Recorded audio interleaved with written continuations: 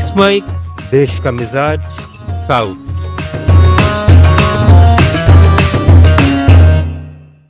Let's mic देश का मिजाज और खबरें दक्षिणी भारत से। तमिलनाडु की सत्तारूढ़ डीएमके ने चुनाव आयोग की 12 राज्यों में चल रही विशेष गहन संशोधन प्रक्रिया यानी एसआईआर को सुप्रीम कोर्ट में चुनौती दी है। पार्टी का दावा है कि यह प्रक्रिया मनमानी और अवैध है।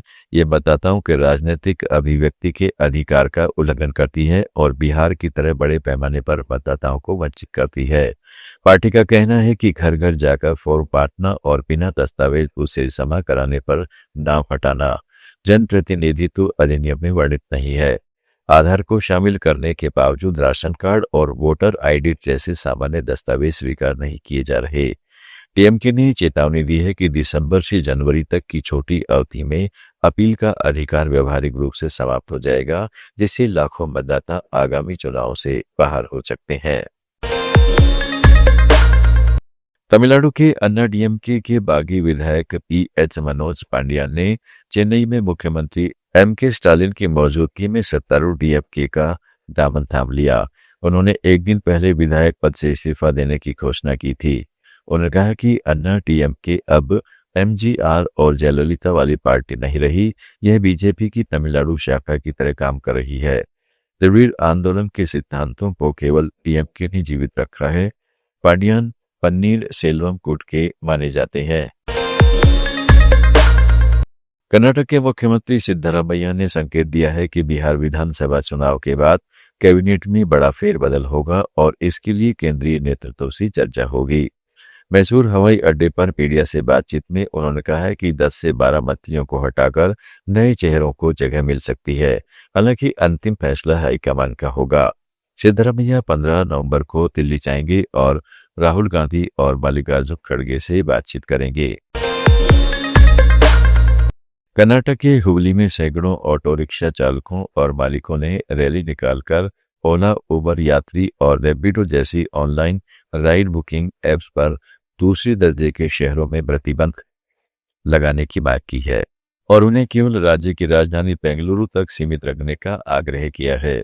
प्रदर्शनकारियों ने आरोप लगाया कि ये ऐप्स उनकी कमाई छीन रहे हैं और उन्हें आर्थिक कठिनाई का सामना करना पड़ रहा है।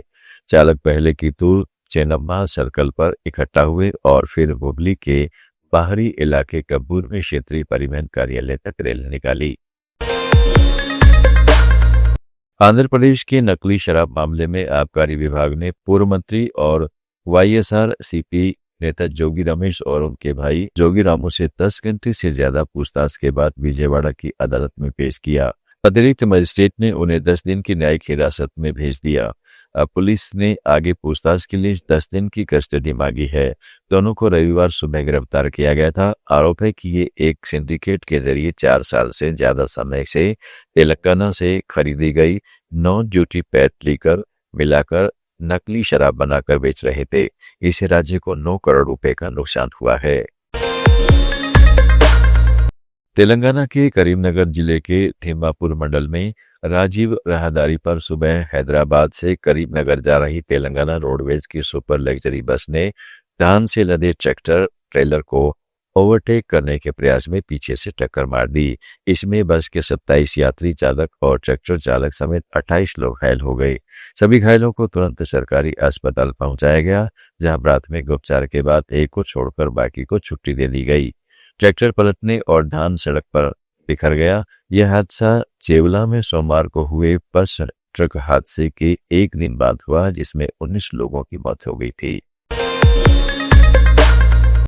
केरल वक्फ बोर्ड ने मुनम्बम भूमि को वक्फ संपत्ति नहीं मानने वाले उच्च न्यायालय की खंडपीठ के फैसले के खिलाफ पुनर्विचार याचिका दायर करने का फैसला किया है।